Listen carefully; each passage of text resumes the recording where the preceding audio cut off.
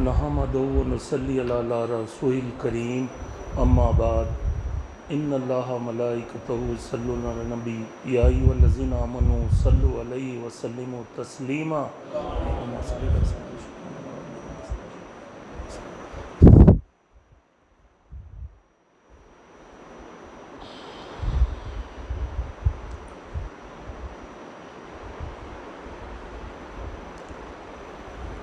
ایمان کی باتیں جو یہاں مجلس میں جو خدیر مولا اور دوسرے ساتھی لوگ بیان کر سکتے ہیں، اور اس سے اچھا تو ہم کچھ نہیں بول سکتے، لیکن اس سے ریلیٹڈ کچھ چیزیں میں آپ لوگوں کے سامنے رکھنا چاہتا ہوں۔ جو یہ چیزیں ہیں، دیکھیے، جو ایمان، اللہ، رسول، یہ سب چیزیں اگر اپنے اندر گھسنا ہے تو سب سے پہلے جو ہے حلال کی کمائی ہونا ضروری ہے۔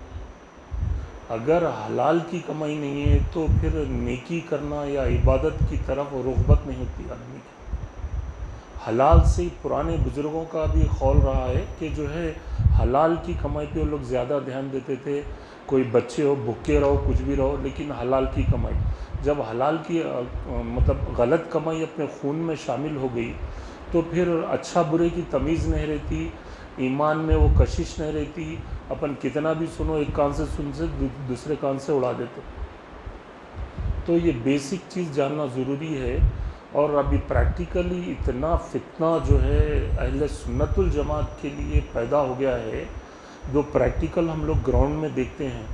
یہ ابھی دیکھیے، خالی ایک اخبار میں رشتوں کے معاملے میں دیکھے تو اس میں زیادہ تر یہ لکھا ہوا آ رہا شرک اور بدعت سے پاک بول کے۔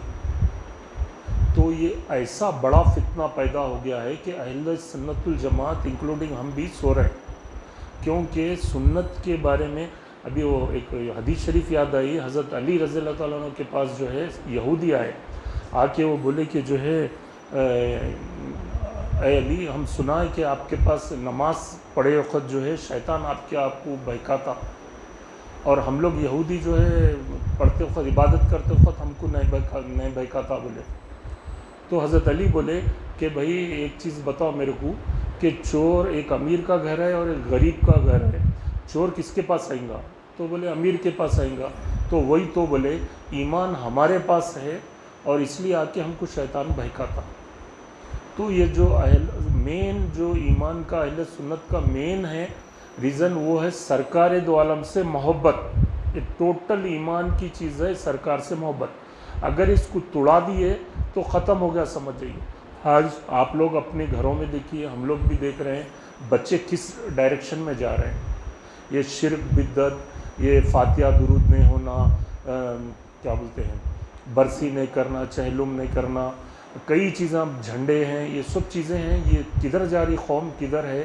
اور آنے والی نسل، یہ جتنے بیٹھے ہوئے ہیں، اس سے ہٹ کے جو ہے بچے بھٹکنے والے ہیں۔ تو اس سے اپنے ایمان کو مضبوط کرنا ہے، اس سے جو ہے اپنے آپ کو بچانا ہے۔ اور دوسری چیز، آپ جتنے بھی اسکول دیکھ رہے ہیں نا، یہ جتنے اسکول ہیں، ہدایہ، اذاں، یہ جتنے بھی ملیں گے سب جماعت والوں کے ہیں۔ اور سوائے وہاں جاتے اسمبلی میں کہتے شرک، بدعت، یہی باتیں ہو رہے پوروں کی۔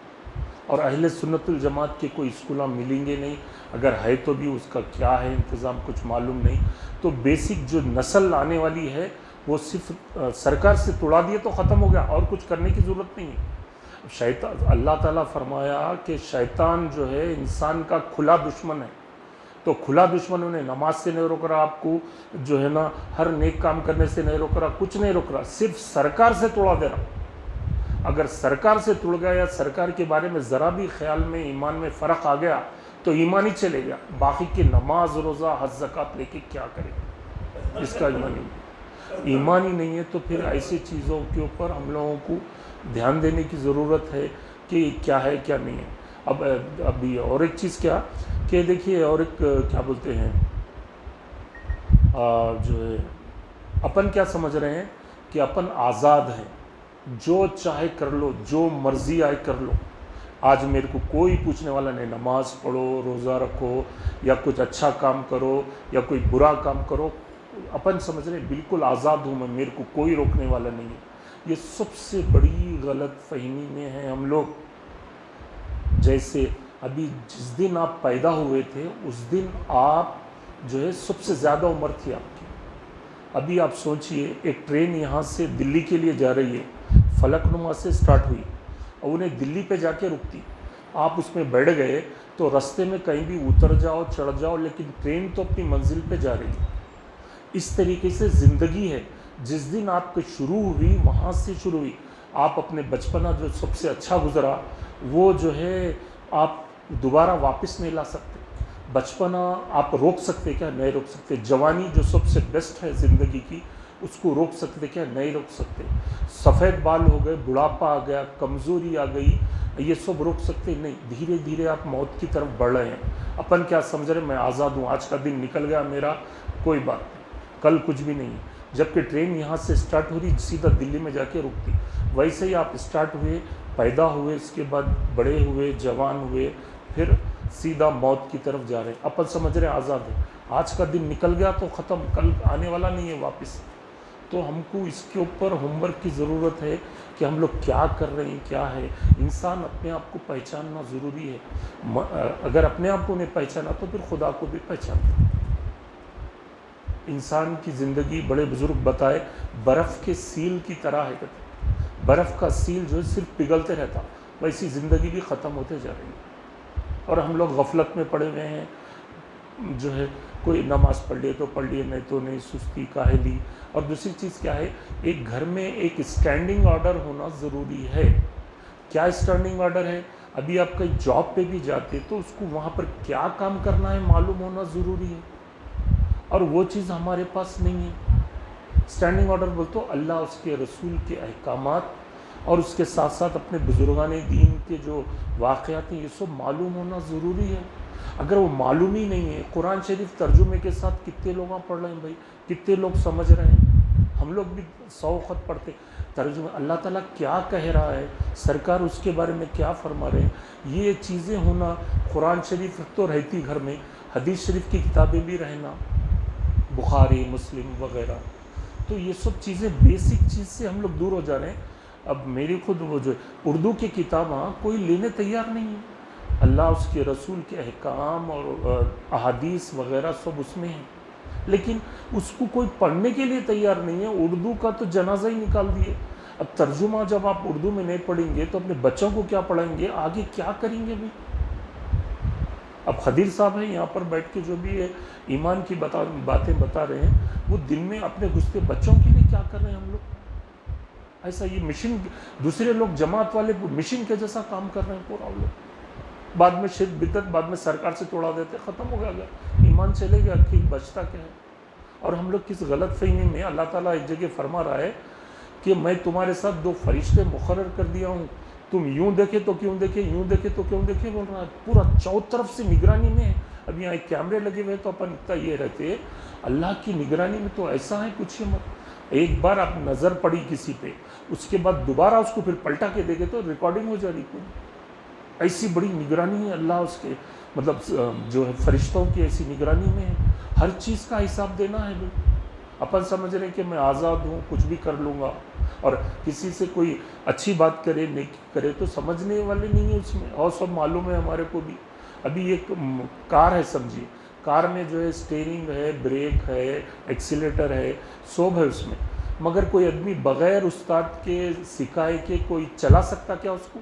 معلوم سب کو ہے اس کے اندر بریک بھی ہے، ہینڈل اسٹیئرنگ، لیکن اس کے لیے سیکھنا پڑتا۔ تو پھر جب اللہ کا کلام اتنا بڑا اللہ تعالیٰ دیا ہے تو اس کو سمجھنے کے لیے، اس کے احادیث سرکار کے سمجھنے کے لیے ہم لوگ کیا کر رہے ہیں؟ تو یہ جاننا ضروری ہے، ایک دوسرے سے محبت۔ ایمان کی نشانیوں میں خالی نماز، روزہ، حج، زکوٰۃ ایمان میں شامل ہے، یہ پورے نہیں ہیں، اس کے ساتھ ساتھ زندگی کے ہر شعبے میں ایمان ہے، اور تب بھی ہر چیز عبادت میں شامل ہوتی ہے۔ تو یہ ہم لوگ کس غفلت میں ہیں، اس میں ہم لوگوں کو بہت سدھار کی ضرورت ہے۔ دیکھیے، تو آپ لوگ بھی اور اپنے بچوں کو اس چیز سے، سرکار سے محبت دلانا، سرکار کے قصے سنانا، اور نعتوں کا جو ہے گھر میں یہ ہونا، درود کا دستر ہونا، اللہ کے ذکر کا دستر ہونا، یہ سب چیزوں سے اب یہ پرانے آدمی تھے جو چل رہا ہے، باقی کا نئی جنریشن جو ہے کدھر جا رہی ہے نہیں معلوم، آگے جا کے کیا ہوگا۔ جو اردو سے واقف نہیں ہے اس کو پھر ترجمہ نہیں معلوم، اللہ رسول کیا بول رہے نہیں معلوم ہے، تو پھر کیسا ہوں گا؟ یوٹیوب پہ دیکھ کر کے آج کل اتنی چیزیں، اللہ محفوظ رکھے، شیطان تو اپنے ساتھ ہمیشہ ہے، ایک بار فون کھول لیے تو 2-3 گھنٹے کدھر گئے دکھتا نہیں۔ پھر ابھی یہاں کی سب چیزیں ختم، بھول جا رہے، ہو گیا، اب فاتحہ درود تو رہے نہیں باقی، پھر فاتحہ درود نہیں رہا تو پھر بچا کیا ہے؟ فاتحہ جو الفاتحہ اپن لوگ پڑھتے ہیں اہل سنت الجماعت نماز کے بعد، کئی لوگ اس میں آبجیکشن کرے کہ بھئی یہ الفاتحہ کیا ہے، شرک ہے، بدعت ہے، فلاں ہے۔ تو اس سورہ فاتحہ جو اتری قرآن شریف میں، تمام جتنے 4 کتابیں اور 104 صحیفے، چاروں اللہ کی کتابوں اترنے سے پہلے 104 صحیفے بھی اترے تھے، اور ان تمام کا مجموعہ سورہ فاتحہ میں۔ تو سورہ فاتحہ اپن جو پڑھتے، تو جو پرانے بزرگان دین تھے اپنے، یہ لوگ نماز، ہر نماز کے بعد الفاتحہ پڑھنے کا ریزن کیا ہے، یہ اپنے کو معلوم ہونا ضروری ہے۔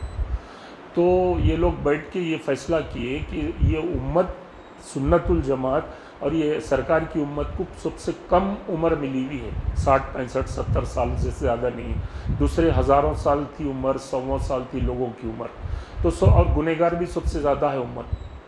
تو سورہ فاتحہ کا اتنا بڑا فائدہ ہے، تو اس کو ہر نماز کے بعد کمپلسری کرے، تاکہ جب اپن سرکار کو بخشے تو اللہ اور اس کے فرشتے اپنی رحمت اپنے پہ جو ہے یہ کرتے، تو یہ گنہگار امت کو جو ہے زیادہ سے زیادہ ثواب ملنے کے لیے سورہ فاتحہ کا کمپلسری کرے، اس کا جواب یہ ہے۔